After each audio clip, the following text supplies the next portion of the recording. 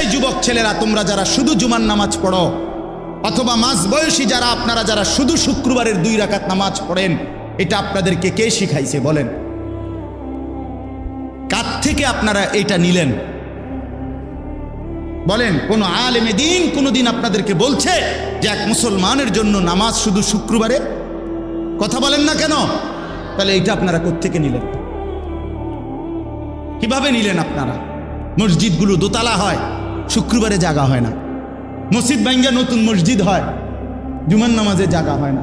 মসজিদ কি শুধু জুমার নামাজের জন্য না 5 ওয়াক্ত নামাজের জন্য? হ্যাঁ, শুনেন, এটা মনে রাখেন। এই বাপ নিজের উপরে কদর করেন, নিজের উপরে রহম করেন।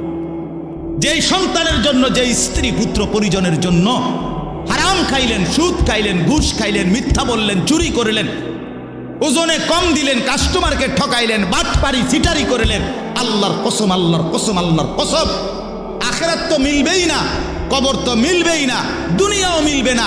এই নাফরমান সন্তান আপনার মৃত্যুর পরে আপনারে মনে রাখবে না, রাখবে না, রাখবে না।